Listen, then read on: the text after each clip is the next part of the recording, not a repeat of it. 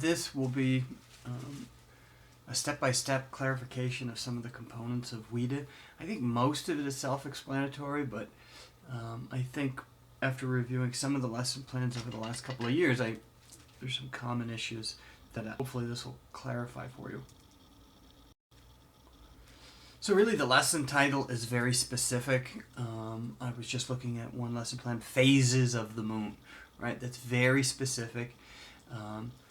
And that's all you need, right? This isn't a unit. This is just a 40, 50, for younger kids, maybe only a 20-minute lesson. So you want to consider it in terms of what you can do in a single lesson. And of course, the author is you, and the subject area could be reading, it could be math, whatever the content area or the subject area of that day is. Okay, so what is the topic or the subject? Is it, again, reading, social studies, geography, whatever it is? The grade level or levels, right? Maybe it's a activity or lesson that you think could work for more than one level.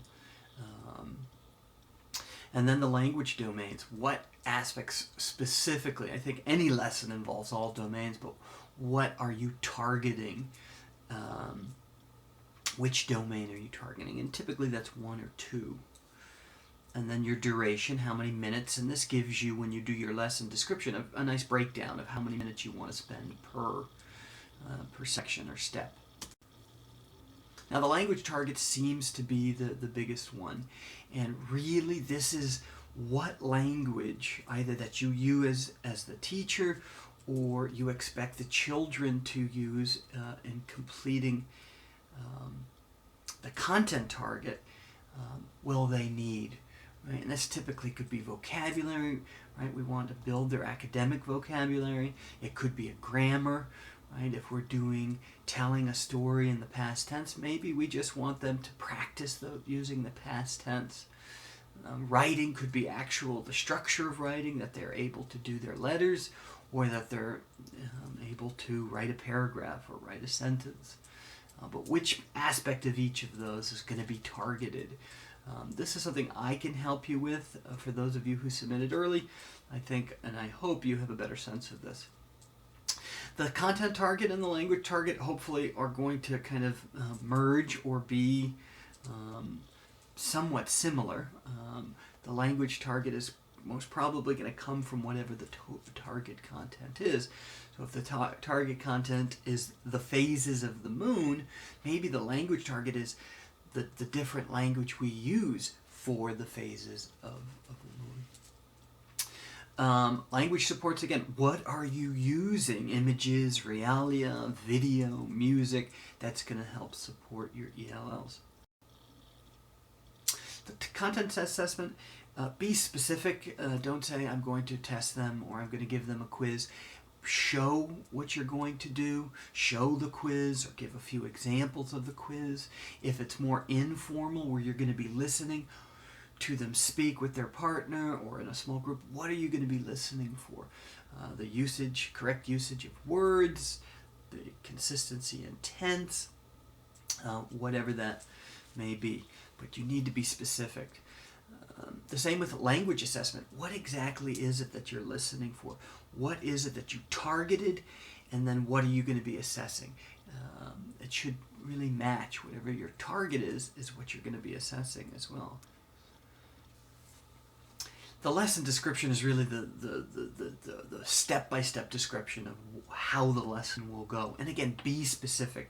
Don't simply say, I'm going to do a warm-up. What will be the warm-up, right? This will show that you're creating a lesson that recognizes maybe the needs of ELLs in that warm-up. Maybe it's giving them some vocabulary in anticipation of issues they may have with the story they're reading or the content, but be very, very specific. Typically a good lesson has some sort of introduction or warm-up, and then the body of the lesson, and then some form of informal or formal assessment. This could be 5 or 6 steps, depending if you want to do group work.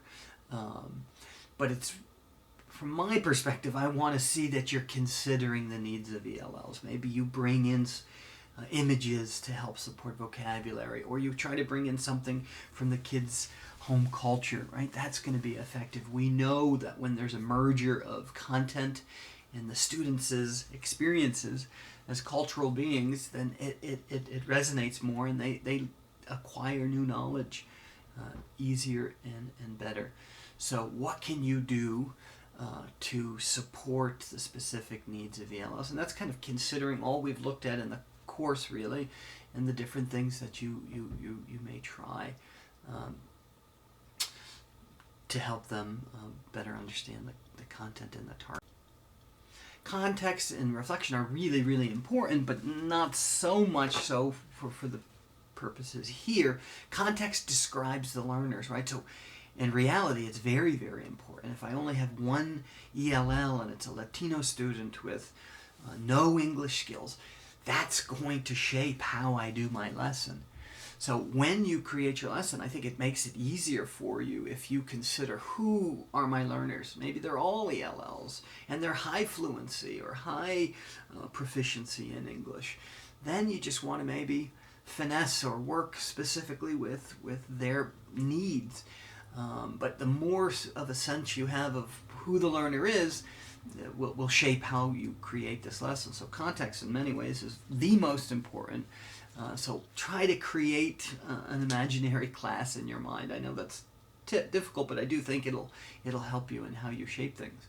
The reflection you do not have to do for this assignment, but I'll tell you what, it's good practice when you do start teaching, especially for your first 3 or 4 years when you're really just learning everything. Write a little reflection. What worked, what didn't work, what would you want to change for the future, type of thing. So you don't have to do it for this assignment, but it's really something you should consider doing when you start teaching. Okay, please let me know if you have any questions. I hope this gives you some basic overview of what I'm looking for and how you can make lessons for all students fit the needs as well for ELL students.